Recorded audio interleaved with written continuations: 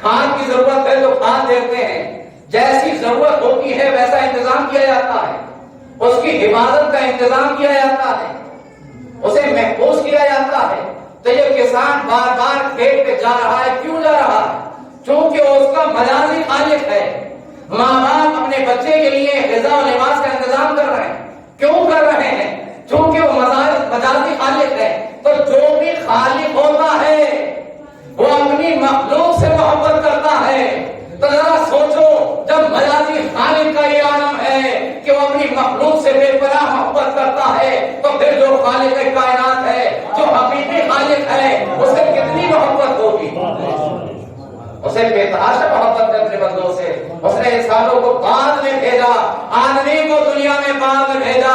حضرت آدم علیہ السلام کو نبی بنا کے پہلے بھیج دیا۔ ابھی آدمی دنیا میں نہیں آیا، ابھی ہدایت پانے والے نہیں آئے، لیکن اللہ نے حضرت آدم علیہ السلام کو نبی بنا کے بھیج دیا۔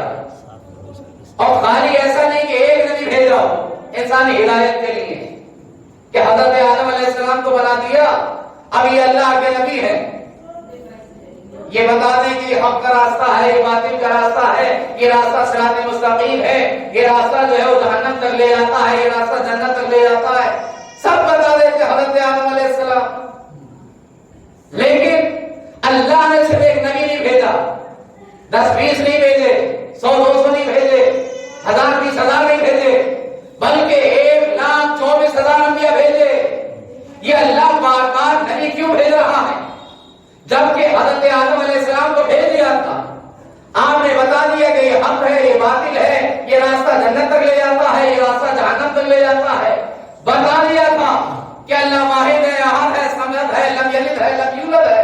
اب ضرورت ہی نہیں تھی کسی نبی کی، نسل در نسل، سینہ بسینہ لوگ حضرت آدم علیہ السلام کی بتائی ہوئی باتوں پر عمل کرتے رہتے، صراط مستقیم پر گامزن رہتے اور آگے بڑھتے رہتے، جنت کے راستے پر چلتے رہتے، حق کے راستے پر چلتے رہتے۔ یہ اللہ نے 1,24,000 انبیاء کیوں بھیجے؟ کہ اس کی ضرورت ایسی ہوئی چونکہ کیڑا لگ گیا تھا۔ جب ہماری کھیتی میں کیڑا لگ جاتا ہے تو پھر جیسا کیڑا لگتا ہے ویسے ہی کھاد کا انتظام کیا جاتا ہے۔ جب انسانیت میں فرعونیت کا کیڑا لگا تو اللہ نے حضرت موسیٰ علیہ السلام کو بھیجا۔ جب نمرودیت کا کیڑا لگا تو اللہ نے حضرت ابراہیم علیہ السلام کو بھیجا۔ جب سحر و جادو کا انسانیت میں کیڑا لگا تو اللہ نے حضرت سلیمان علیہ السلام کو بھیجا۔ جب دین و حکمت کا کیڑا لگا تو اللہ نے حضرت عیسیٰ روح اللہ علیہ السلام کو بھیجا۔ تو جیسے جیسے ضرورت پڑتی رہی اللہ انسانیت کی ہدایت کا انتظام کرتا رہا، لیکن ایک ایسا موقع آیا، ایسا سیلاب آیا کہ ساری بیماریاں ایک دور میں آ کے جمع ہو گئی کہ جب سلیمان کے دور کا سحر و جادو بھی تھا، موسیٰ کے دور کا فرعون بھی تھا، ابراہیم کے دور کا نمرود بھی تھا۔ یوں کہا جائے جب تمام ادوار کی برائیاں ایک دور میں آ کے جمع ہو گئی تو ضرورت تھی ایک ایسے ہادی کی، ایک ایسے نبی کی، ایک ایسے مرسل کی، ایک ایسے رسول کی، ایک ایسے رہنما کی، ایک ایسے گائیڈ کرنے والے کی کہ جس میں آدم کا علم بھی ہو، نوح کا تقویٰ بھی ہو، یوسف کا حسن بھی ہو، ابراہیم کی خلت بھی ہو، عیسیٰ کا زہد بھی ہو۔ تو اللہ نے ان تمام خوبیوں کا مالک بنا کر اپنے آخری حبیب کو بھیجا کہ جس کے صدقے میں اللہ نے کائنات کو خلق فرمایا تھا، جس کے لیے اللہ نے فرمایا اِنَّا أَرْسَلْنَاكَ شَاهِدًا، اے رسول ہم نے آپ کو شاہد بنایا۔ شاہد کے معنی گواہ۔ کس کا گواہ بنایا؟ کہ یہ جو 1,24,000 انبیاء آئے ہیں، یہ جو رسول آئے ہیں، ان کا گواہ بنا کر بھیجا ہے۔ کسے بھیجا؟ اسے کہ جسے سب سے پہلے بنایا تھا، جو نور اول ہے، جو عصمت اول ہے، جو خلق اول ہے، جسے اللہ نے سب سے پہلے بنایا، سب سے آخر میں بھیجا، جس کے لیے اللہ نے کہا لولا کا لما خلقت الافلاک، اگر آپ نہ ہوتے تو یہ چاند و سورج نہ ہوتے، یہ شمس و قمر نہ ہوتے، یہ جو آپ دیکھ رہے ہیں، یہ بہتے ہوئے دریا، یہ سمندر، یہ جھیلیں، یہ نالے، یہ قمر، یہ چاند، یہ شمس، یہ اتارت، یہ مریخ، یہ ہوا، یہ فضا، یہ کہکشاں، یہ زمین، یہ آسمان، یہ سب کچھ اللہ نے انہی کی محبت میں خلق کیا۔ کیا اور شاہد بنا کے بھیجا. شاہد کے معنی آپ جانتے ہیں گواہ. کس بات کی گواہی دیں گے نبی؟ کہ یہ جو 1,24,000 انبیاء ہیں ان کی نبوتوں کی گواہی دیں گے. ان کی نبوتوں کی گواہی دیں گے کون؟ آخری نبی ہمارے رسول. یعنی ہمارے رسول آدم کی بھی گواہی دیں گے, حضرت نوح علیہ السلام کی بھی گواہی دیں گے, حضرت ابراہیم علیہ السلام کی بھی گواہی دیں گے, حضرت موسیٰ علیہ السلام کی بھی گواہی دیں گے, حضرت یعقوب علیہ السلام کی بھی گواہی دیں گے, حضرت یوسف علیہ السلام کی گواہی دیں گے, حضرت زکریا کی بھی گواہی دیں گے, حضرت عیسیٰ علیہ السلام کی بھی گواہی دیں گے. 1,24,000 انبیاء کی نبوت کی گواہی دیں گے کون؟ ہمارے نبی. اور آپ اس بات کو جانتے ہیں عدالت میں جب تک گواہ اپنی گواہی نہ پیش کر دے مدعی کو میدان عدالت میں کھڑا رہنا ہے. مدعی اس وقت تک میدان عدالت میں باقی رہتا ہے, کھڑا رہتا ہے جب تک گواہ اپنی گواہی نہ دے دے. آدم ہے مدعی نبوت, ابراہیم ہے مدعی نبوت, عیسیٰ ہے مدعی نبوت. 1,24,000 مدعیان نبوت اپنی اپنی نبوتوں کا دعویٰ لے کر میدان محشر میں کھڑے ہوں گے. لیکن فیصلہ کب ہوگا؟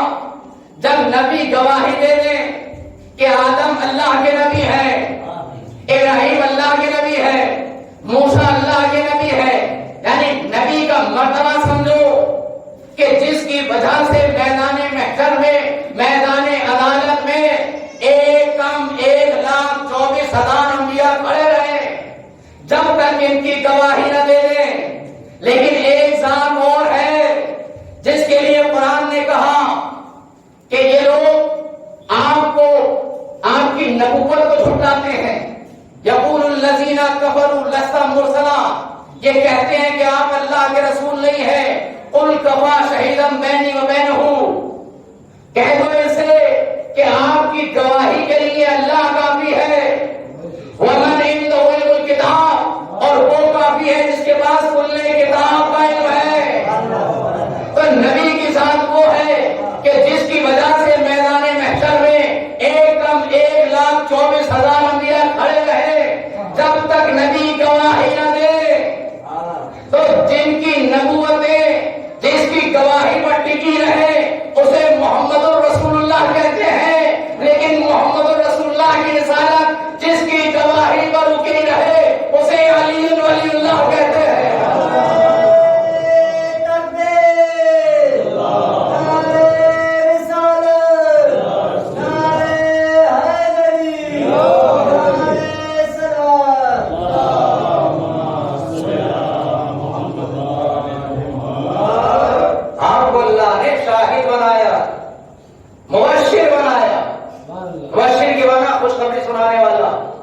نبی نے کہا قولوا لا الہ الا اللہ تفلحوا, لا الہ الا اللہ کہو, اسی میں تمہاری فلاح محفوظ ہے. یہی حق و سعادت کا راستہ ہے, یہی راستہ جنت تک لے جانے والا. ونذیرا, رسول کو ہم نے نذیر بنا کر بھیجا. نذیر کا معنی ڈرانے والا, برے راستوں سے ڈرانے والا, کہ یہ باطل کا راستہ ہے, یہ برائی کا راستہ ہے, یہ جہنم کا راستہ ہے, اس راستے پر نہ چلنا. اس راستے پر چلو گے تو دنیا بھی خراب ہوگی, آخرت بھی خراب ہوگی. تو نبی کو مبشر بھی بنایا, نذیر بھی بنایا, وداعیا الی اللہ باذنہ, اور اللہ کی طرف دعوت دینے والا بنایا اللہ کے اذن سے. دیکھیں یہاں پر میں آپ کی توجہ چاہوں گا, اور خصوصی توجہ اس لیے کیونکہ اگر آپ کے توجہات میری طرف مبذول نہیں رہے تو بات مبہم ہو جائے گی, بات نہیں پہنچ پائے گی. اللہ نے اپنے نبی کو بھیجا داعیا الی اللہ بھیجنے ہی, اللہ کی طرف دعوت دینے والا, کل اذن دے کر. یعنی اللہ نے اپنے حبیب کو کل اذن دے دیا تھا اور کل اذن کے ساتھ دعوت دینے والا بنایا. اچھا اذن سمجھ لیجئے تو کل اذن سمجھ میں آ جائے گا. اذن کے معنی ہر انسان جانتا ہے, ہر آدمی جانتا ہے اذن کے معنی کیا ہے. اذن کے معنی ہے اجازت, اپنے اردو میں استعمال ہوتا ہے, کوئی ایسا لفظ نہیں ہے. اذن کے معنی اجازت کے ہیں. اگر یہ سمجھ میں آ گیا تو میری بات آپ تک پہنچ جائے گی۔ قرآن مجید میں ابتدائی سورے میں آیت مبارکہ ہے حضرت عیسیٰ علیہ السلام سے متعلق، جس میں اللہ کا حکم ہو رہا ہے بسم اللہ الرحمن الرحیم وَإِسْتَخْلُقُ مِنَ الطِّينِ كَهَيْئَةِ الطَّيْرِ بِإِذْنِهِ۔ دیکھیے اس بےزنی پر غور کرنا کہ ایک ہی آیت مبارکہ میں اللہ نے کتنی مرتبہ بے اذنی کی تکرار کی ہے۔ اِسْتَخْلُقُ مِنَ الطِّينِ كَهَيْئَةِ الطَّيْرِ بِإِذْنِهِ فَتُنفَخُ فِيهَا فَيَكُونُ الطَّيْرُ بِإِذْنِهِ ثُمَّ تُبْرِئُ الْأَكْمَحَ والابرص بیزنی وتخرج الموتى بیزنی۔ یعنی آپ دیکھ رہے ہیں نا ایک ہی آیت میں کتنی مرتبہ اللہ نے بیزنی کی تکرار کی۔ عیسیٰ اس وقت کو یاد کرو، ترجمہ سن لیجیے، عیسیٰ اس وقت کو یاد کرو استخلقو جب کہ تم پیدا کرتے تھے، بناتے تھے، من الطین گیلی مٹی سے، کا حیات الطیر پرندے کی شکل، بیزنی ہمارے اذن سے۔ یہ جو آپ چمگادڑ دیکھتے ہیں نا یہ حضرت عیسیٰ علیہ السلام نے خلق کی تھی۔ دیکھیے آج کے زمانے میں یہ کسی سے کہا جائے کہ حضرت عیسیٰ علیہ السلام نے اس چمگادڑ کو بنایا ہے اور کس طرح سے وہ کرتے کیا تھے، مٹی لی اسے گوندا، گوندنے کے بعد مٹی کی شکل پرندے کی طرح بنائی اور اسے پھونک ماری اور اڑا دیا۔ میں آپ سے کہتا ہوں کہ آپ مان لیں گے؟ بھائی چندریان 3 کا زمانہ ہے، اب تو مان جاؤ۔ 1400 سال پہلے میرا مولا فرما رہا تھا ممبر کوفہ سے، سلونی سلونی قبل ان تفتونی، پوچھ لو اس سے پہلے کہ میں تمہارے درمیان سے چلا جاؤں، میں زمین سے زیادہ آسمان کے راستوں کا علم رکھتا ہوں۔ 1400 سال پہلے لوگوں نے مانا یا نہ مانا کہ آسمان میں بھی راستے ہیں، لیکن آج چندریان 3 کے زمانے میں آج ساری دنیا اس بات کو ماننے پر آمادہ ہے کہ ہاں آسمان پر بھی راستے ہیں، لیکن اب بھی کچھ باتیں ایسی ہیں جو انسانیت کی سمجھ میں نہیں آ سکتی، کیونکہ معجزہ کہتے ہی اس سے ہے جو سمجھ میں نہ آئے۔ دیکھ جو بالائے فطرت ہو، جو خارج فطرت ہو، جو عادت کے خلاف ہو، اسی کو معجزہ کہتے ہیں۔ تو حضرت عیسیٰ علیہ السلام نے دعا مانگی پروردگار تیری اجازت ہے میں مٹی لے لوں؟ کہا لے لوں۔ کیسے گوند لوں؟ کہا گوند لو۔ کہ میں پرندے کی صورت بنا لوں؟ کہا بنا لوں۔ اسی کو اللہ نے کہا کہ اس وقت کو یاد کرو کہ جب تم ہماری اجازت سے گیلی مٹی سے پرندے کی صورت بناتے تھے، فَتُنفَخُ فِيهَا، اور پھر تم اس میں پھونک مارتے تھے، وَيَكُونَ الطَّيْرُ بِإِذْنِي، اور وہ ہمارے اذن سے پرندہ بن کر اڑ جاتا تھا۔ اور فرمایا آپ نے یعنی یہ جو سارے کام ہو رہے ہیں یہ اللہ کی اجازت سے ہو رہے ہیں۔ پرندہ بنایا عیسیٰ نے کس کی اجازت سے؟ اللہ کی اجازت سے۔ کہا پروردگار تیری اجازت ہے تو پھونک مار دوں؟ کہاں مار دو؟ نبی نے پھونک مار دی، وہ پرندہ بن گیا کس کی اجازت سے؟ اللہ کی اجازت سے۔ ثم تبرئ الاکمح والابرص باذنی، اور تم نابینا کو بینائی عطا کرتے تھے۔ آج سائنس نے بہت ترقی کی ہے، میڈیکل سائنس نے، لیکن کیا کوئی ایسا ہے کہ جو نابینا کو بینائی عطا کر دے؟ لیکن حضرت عیسیٰ علیہ السلام نے کیا۔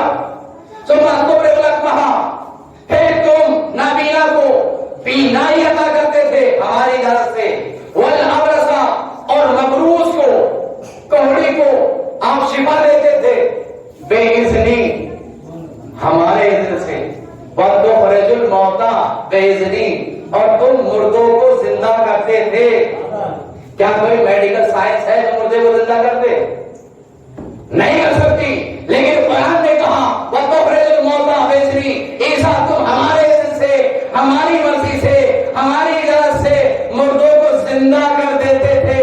تو آپ نے ایک ہی آیت مبارکہ میں کتنی مرتبہ بیزنی کی تکرار دیکھی۔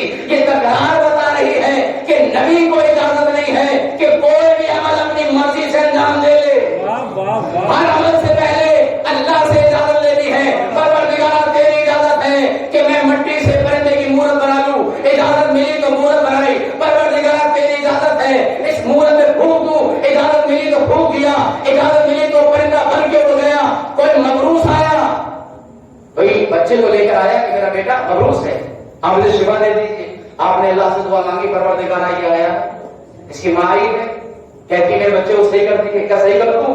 اجازت ملی، صحیح کر دیا۔ کسی کا بچہ نابینا تھا، دکھائی نہیں دیتا تھا، اندھا تھا، لے کر آ گئی کہ میرا بچہ نابینا ہے، میں چاہتی ہوں یہ بھی دنیا دیکھے، آپ اسے بینائی عطا کر دیجیے۔ حضرت عیسیٰ علیہ السلام نے دعا مانگی، پروردگارا یہ لے کر آئی اپنے بیٹے کو، اجازت ہے، اجازت ملی، اسے بینائی عطا کر دی۔ کسی کا مر گیا، کسی کا مر گیا، کہیں یہ میرا بچہ تھا، اکیلا تھا، مر گیا، آپ اسے زندہ کر دیجیے، اجازت مانگی اور زندہ کر دیا۔ یعنی حضرت عیسیٰ علیہ السلام مردوں کو زندہ کرتے تھے، اور ایسا نہیں ہے حضرت عیسیٰ علیہ السلام بھی زندہ کرتے تھے، نہیں، ان کے علاوہ تاریخ پڑھیے تو آپ کو ملے گا، کوفہ دارالسلطنت تھا مولا علی کا، مولا علی کی حکومت تھی، امیر شام نے ایک ضعیفہ کو راضی کیا کہ ہم تجھے دارالسلطنت میں ایک مکان دیں گے، راجدھانی میں ایک گھر دیں گے، تو گھر اگر راجدھانی مل جائے تو پھر لالچ تو پیدا ہوگا نا، اور ضعیفہ کے دل میں بھی لالچ پیدا ہوا کہ ہم تمہیں وظیفہ بھی دیں گے، پیسہ بھی دیں گے ماہانہ تمہارے اخراجات کے لیے، اور تم وہاں رہ کر یہ ثابت کرنا کہ تم علی کی چاہنے والی ہو، اور پھر ایک دن بہانہ کرنا کہ میرا تو مر گیا، ایک ہی بیٹا تھا، لہذا وہ کوفے آ گئی، رہنے لگی، لوگوں کے درمیان میں اپنا ایسا کردار پیش کیا کہ جیسے مولا کی چاہنے والی ہو، اور ایک دن اس نے رونا پیٹنا شروع کر دیا، جب اسے لگا کہ اب وصول پیدا ہو گیا، اب سب لوگ مان اور جان گئے ہیں کہ یہ علی کی چاہنے والی ہے، لہذا اس نے رونا شروع کیا کہ میرا تو مر گیا، ایک ہی تھا، وہ مر گیا، وہ مر گیا۔ جب مر گیا تو محلے والے اکٹھے ہو گئے، اور دو لوگ لگے ہوئے تھے امیر شام کی طرف سے، وہ بھی آ گئے، انہوں نے تیار کر دیا۔ بڑھیا نے کہا کہ میں چاہتی ہوں اس کی نماز جنازہ میرے مولا علی پڑھائیں، آپ لہذا جنازہ لے کے پہنچ گئے علی کے پاس۔ اس بڑھیا نے کہا میرے بیٹے کی نماز جنازہ آپ پڑھائیے۔ مولا نے کہا پڑھا دوں، اس کی نماز جنازہ پڑھا دوں؟ آپ نے میت نہیں کہا بلکہ کہا اس کی نماز جنازہ پڑھا دوں؟ بڑھیا نے کہا پڑھا دیجیے۔ مولا نے ایک بار نہیں، دو بار نہیں بلکہ 3 بار پوچھا کیا میں اس کی نماز پڑھا دوں؟ کہاں پڑھا دیجیے۔ جب 3 مرتبہ مولا نے پوچھ لیا، حجت تمام ہو گئی، تب مولا نے تکبیر کہی۔ دیکھیے میں آپ کو بتا دوں موت کیا ہے، روح اور جسم کی جدائی کا نام ہے موت۔ اگر جسم کے اندر روح موجود ہے تو حیات ہے، روح نکل جائے تو موت ہے۔ یہ روح کیا ہے تو قرآن سے پوچھئے، قرآن نے کہا یسألونک عن الروح قل الروح من امر ربی۔ لوگ سوال کرتے ہیں کہ یہ روح کیا ہے، اے رسول یہ آپ سے لوگ سوال کرتے ہیں روح کیا ہے، قل الروح من امر ربی، آپ انہیں بتا دیجئے روح امر خداوندی کا نام ہے، روح ہے امر الہی، روح ہے امر خداوندی۔ اور مولا علی کون ہے؟ اولی الامر۔ بھائی قرآن نے اولی الامر تو کہا ہے، یہ صاحبان امر ہیں، تو یہ کیسے ہو سکتا تھا کہ اولی الامر تکبیر کہے اور امر واقع نہ ہو؟ جیسے اجازت ملی ادھر صاحب الامر نے کہا اللہ اکبر، ادھر امر واقع ہو گئی، زندہ مردہ ہو گیا۔ اب لوگوں نے اشارہ کیا، چونکہ آپس میں طے کر کے آئے تھے کہ جب ہم اشارہ کریں تو اٹھ کے بیٹھ جانا، اب اشاروں پہ اشارہ ہو رہے ہیں۔ اب وہ زندہ ہوتا تو بیٹھتا نا، اب کوڑیاں چلنے لگی، بیٹھا نہیں، کیا بات ہے؟ جب مولا نے 5 تکبیریں تمام کر دی، نماز جنازہ تمام کر دی، تو لوگوں نے پڑھ کے کہا بڑے بڑے دعوے تھے آپ کے، تو آپ زمین سے زیادہ آسمان کے راستوں کا علم رکھتے ہیں، آپ کو تو یہ بھی نہیں پتا چادر کے نیچے کہ مردہ؟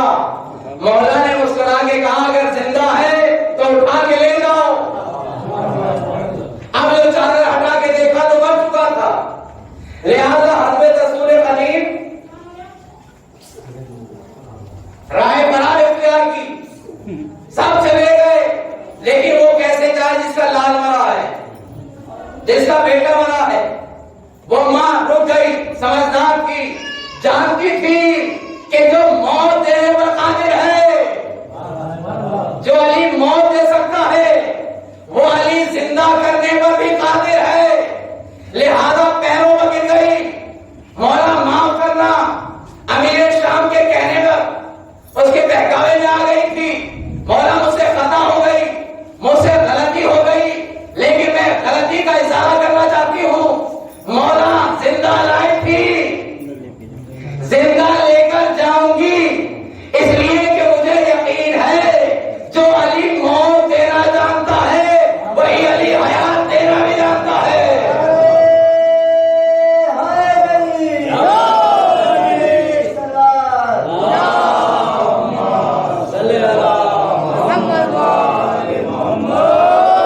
یہ تو یقین کی بات ہے نا کہ جو علی موت دینا جانتا ہے وہ حیات دینا بھی جانتا ہے، لہذا مولا نے ٹھوکر مار کے کہا قم بیزنی، قم بیزنی، قسم خدا کی آپ نے غور ہی نہیں فرمایا، مولا نے فرمایا قم بیزنی، میرے اذن سے کھڑا ہو جا، عیسیٰ مردوں کو زندہ کرے تو کہے قم بیزنی اللہ، علی مردے کو زندہ کرے تو کہے قم بیزنی، جناب محمد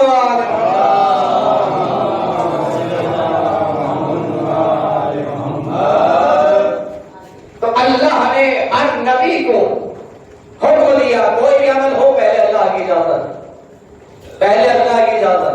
حضرت عیسیٰ علیہ السلام کا تذکرہ کیا ایک ہی آیت میں، کتنی مرتبہ؟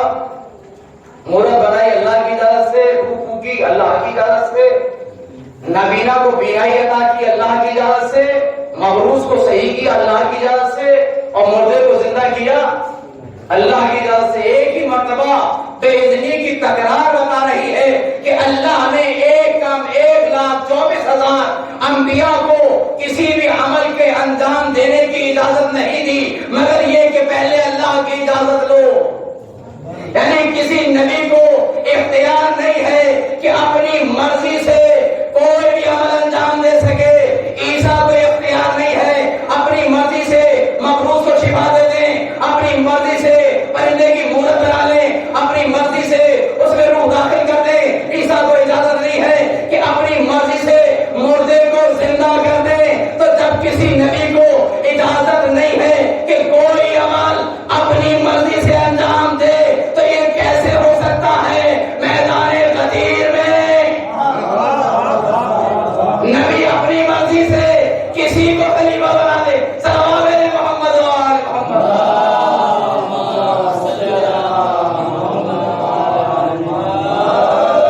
ہر نبی کو حکم دیا کہ عمل اس وقت انجام دینا ہے پہلے اللہ کی اجازت لے لو، پہلے اللہ کی مرضی حاصل کر لو، اس کے بعد عمل کو انجام دو۔ لیکن کمال ہے، ہمارے نبی کا شرف ہے کہ اللہ نے ان کے لیے ارشاد فرمایا اِنَّا أَرْسَلْنَاكَ شَاهِدًا وَمُبَشِّرًا وَنَذِيرًا وَدَاعِيًا إِلَى اللَّهِ بِإِذْنِهِ، ہم نے آپ کو شاہد بنایا، مبشر بنایا، نذیر بنایا، اللہ کی طرف دعوت دینے والا۔ کل اذن سے اے میرے حبیب آپ کو ہر بات میں اجازت مانگنے کی ضرورت نہیں ہے، ہم نے آپ کو کل اذن دے دیا، تو جسے چاہے اپنی بزم میں بلا لے، تیری مرضی، تو جسے چاہے بھگا دے، تیری مرضی۔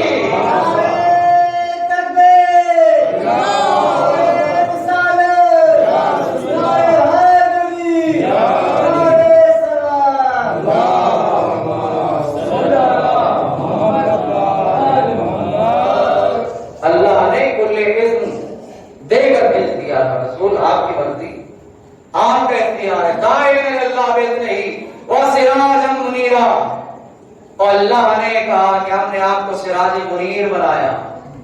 سراج جانتے ہیں آپ؟ سراج کے معنی چراغ، اور منیر کے معنی وہ صاحب تشریف فرمائے. منیر ہے اس کے بھائی, کام کرنے والا.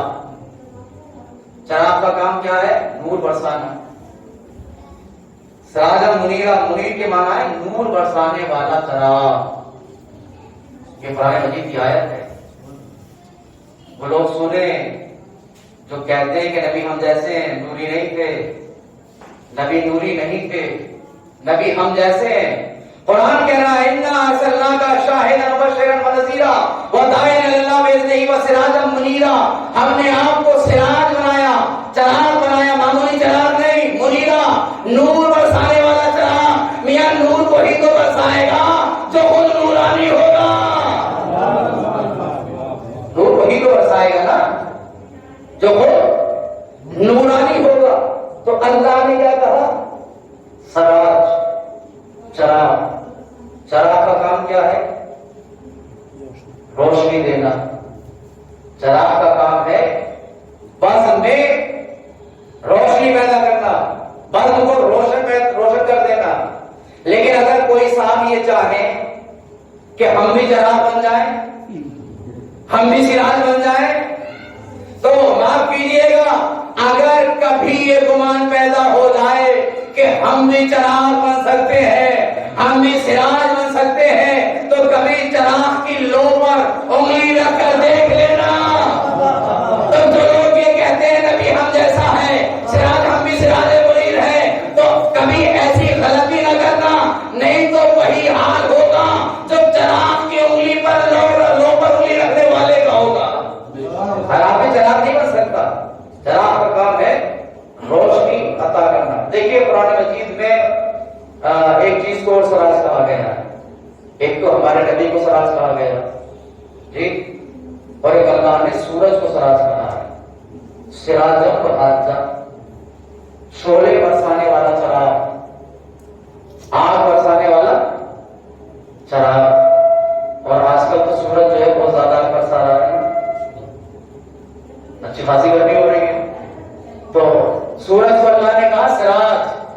کیسا سراج؟ منیر نہیں, سراج و حاجہ, آگ برسانے والا چراغ. تو آپ دو سراج ہیں, ایک ہمارے نبی سراج ہے اور ایک سورج سراج ہے. یا لفظوں کو بدل کے یوں کہہ دوں, سورج نظام شمسی کا محمد ہے, محمد نظام کائنات کا سورج ہے. اور جب سورج نکلتا ہے تو جس چیز پر روشنی پڑتی ہے اس کا سایہ لمبا ہو جاتا ہے. آپ نے دیکھا ہوگا جب سورج طلوع ہوتا ہے تو سایہ لمبا ہو جاتا ہے مغرب کی طرف, اور جب سورج غروب ہوتا ہے تو سایہ لمبا ہو جاتا ہے مشرق کی طرف. یعنی ایسا لگتا ہے کہ سائے کو سورج سے کوئی چڑ ہے کہ ادھر نکلا تو لمبا ہو گیا, اور ادھر غروب ہوا تو ادھر لمبا ہو گیا. یعنی جب سورج طلوع ہوتا ہے تو سایہ مغرب کی طرف پلانی ہو جاتا ہے, جب سورج غروب ہوتا ہے تو سایہ مشرق کی طرف پلانی ہو جاتا ہے. اور ایسا ہی ہمارے نبی کے ساتھ ہوا.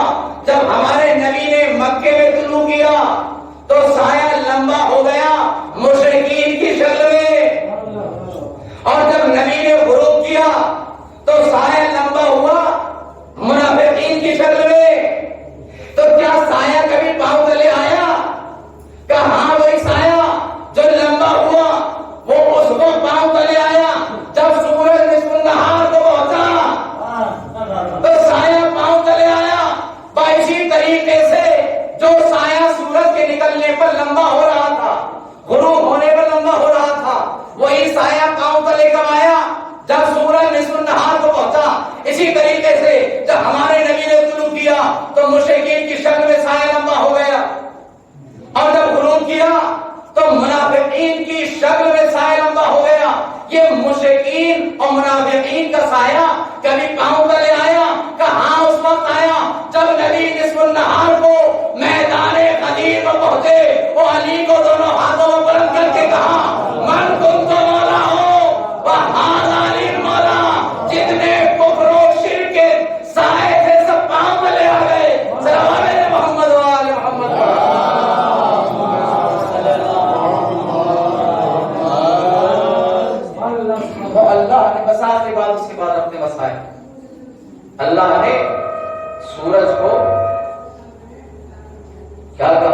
سراج.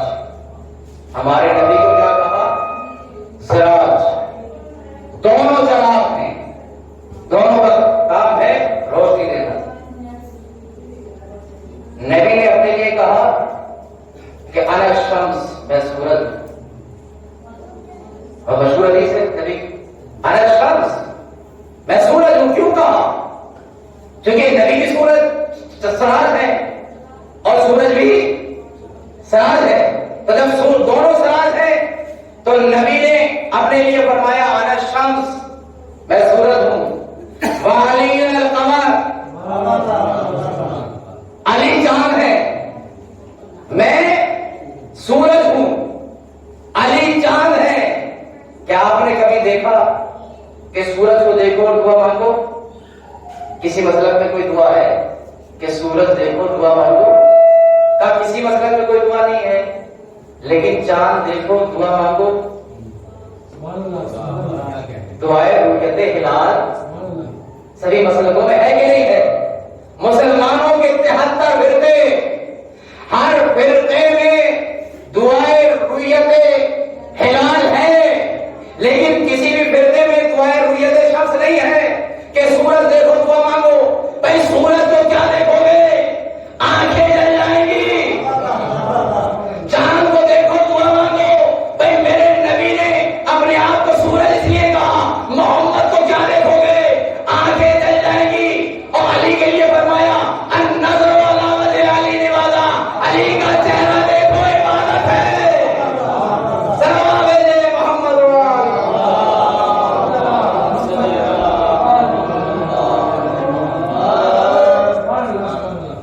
علی کو کہا کہ یہ چاند ہے اور میں سورج ہوں.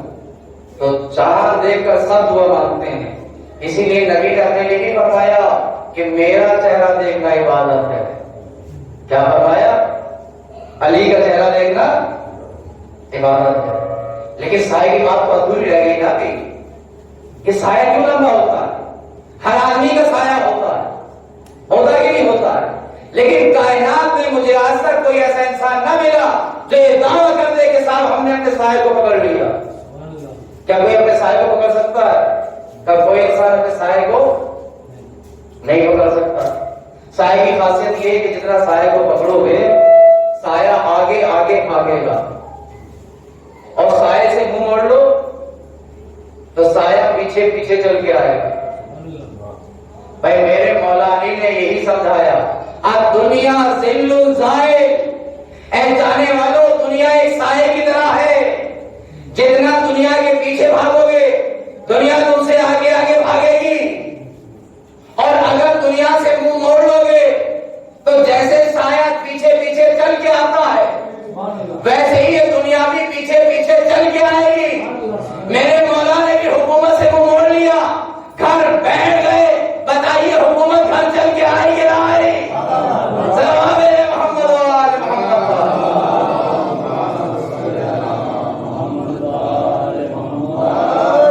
تو اللہ نے انہیں شاہد بنایا، ایسا شاہد کہ جس پر تمام نبیوں کی نبوتیں موقوف، اور جس پر تمام نبیوں کی نبوتیں موقوف ہیں وہ ہمارے نبی ہیں. اور ہمارے نبی کی نبوت جس گواہ کی گواہی پر موقوف ہے وہ علی کی ہے. یہی وہ فضائل علی ہیں کہ جو لوگوں کو حاصل نہیں ہے.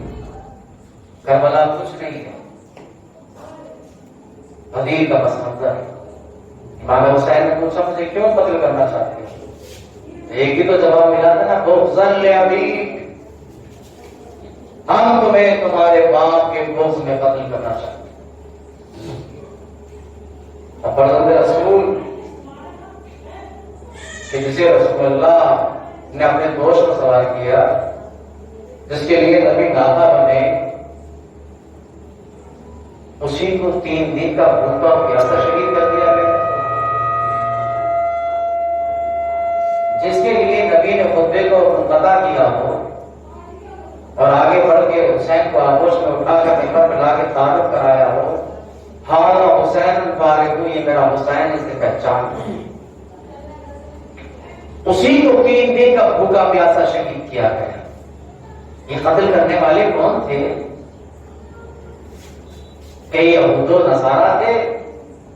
کئی یہود و نصارہ نہیں تھے، یہ سب نمازی تھے، کلمہ پڑھنے والے، اور سچے مسلمان نہ تھے، بلکہ انہوں نے اسلام صرف اور صرف اقتدار پانے کے لیے اسلام کو قبول کیا تھا، تاکہ حکومت مل جائے، ہمیں اقتدار مل جائے، ہمیں اختیار مل جائے۔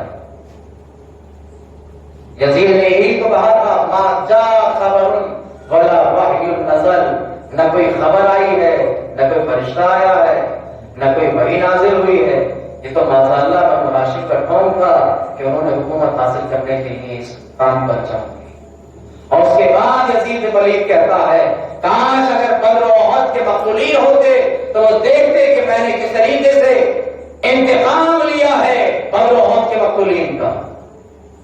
ذرا تصور کی کہ جو دن چل رہے ہیں اہل حرم شام میں، دربار شام، امام سید سجاد علیہ السلام بعد کربلا 35 برس تک زندہ اور 35 برس تک مسلسل اپنے بابا کو یاد کر کے روتے تھے۔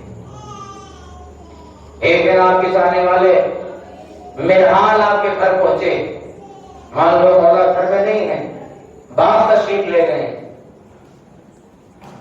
امام سید سجاد علیہ السلام گھر بنا کے لے تو منحال خوش ہوئے کہ آج میرا مولا گھر سے باہر نکلا ہے، آج میرا مولا باپ کی طرف گیا ہے، آج میرا مولا کم از کم کریا نہیں کرے گا۔ لیکن جب باپ پہنچے تو کیا دیکھا کہ درخت کے نیچے بیٹھے ہوئے امام کریا فرما رہے ہیں۔ بلحال نے بتا کے ہاتھوں کو جوڑ لیا، مولا کب تک روئیے گا، مولا کب تک کریا کیجیے گا؟ تو امام نے رو کے فرمایا، میں کیوں نہ کریا کروں، آئے میرا مولا گھر کربلا کے میدان میں اجڑ گیا۔ کہا میں حال کہتے ہیں مولا شہادت تو آپ کی میراث ہے، تو آپ نے فرمایا کیا میں بہنوں کی چسروں سے ردا کا چھن جانا کہ یہ بھی ہماری میراث ہے؟ اس کے بعد آپ نے 3 مرتبہ کہا اے شام اے شام اے شام، اور اس کے بعد فرماتے منحال، ارے صبر کر سکو گے تو سنو، ارے تمہارے امام کو اور نبی زادیوں کو بازار شام میں اس مقام پر بیٹھایا گیا جہاں غلاموں اور کنیزوں کو بیچا جاتا تھا، وہاں پر لا کر تمہارے مظلوم امام کو بٹھایا گیا، وہاں پر زینب و ام کلثوم علی کی بیٹی اور نبی کی بیٹیوں کو بٹھایا گیا تھا۔ آزادارو امام 35 برس تک روتے رہے، اور کیوں نہ روتے؟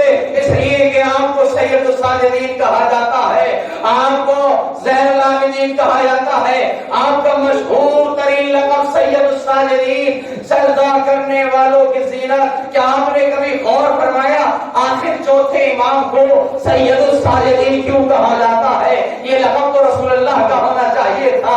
آپ نے بہت سجدے کیے ہیں، آپ نے بہت نمازیں پڑھی ہیں، راتوں کو عبادت کیا کرتے تھے۔ قرآن نے کہا یا ایھا المزمل قم اللیل الا قلیلا، اے میرے حبیب راتوں کو کم نمازیں پڑھا کر تیرے پیروں کو ورم آ جاتا ہے۔ نبی کو سید الساجدین کہنا چاہیے تھا، لیکن نبی کو سید الساجدین کا خطاب نہیں ملا۔ مولا علی رات رات بھر عبادت کیا کرتے تھے، مولا علی کا لقب سید الساجدین ہونا چاہیے تھا، لیکن آپ کو لقب نہیں ملا۔ جبکہ مسجد کوفہ میں حالت نماز میں عین حالت سجدہ میں آپ کے ضربت لگی، لیکن آپ کو سید الساجدین نہیں کہا گیا۔ امام حسن کی بڑی عبادتیں ہیں، لیکن آپ کو سید الساجدین نہیں کہا گیا۔ کربلا کے میدان میں امام حسین علیہ السلام کا سجدہ عظیم تھا۔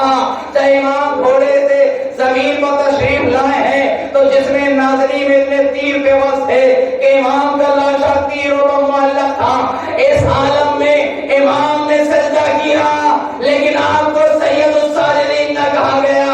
آخر کیا وجہ ہے چوتھے امام کو سید الساجدین کہا جاتا ہے؟ کیا اس کی وجہ یہ ہے جب یہ قافلہ شام کے بازار میں داخل ہوا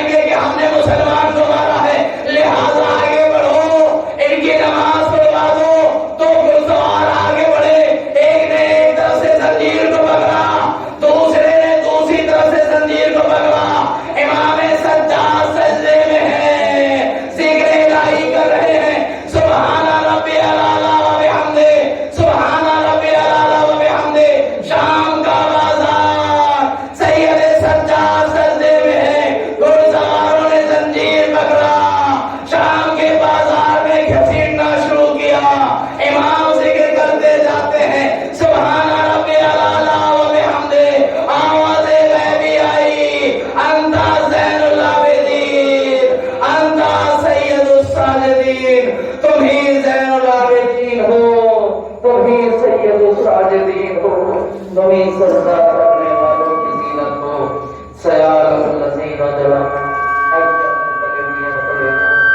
انا للہ و انا الیہ راجعون.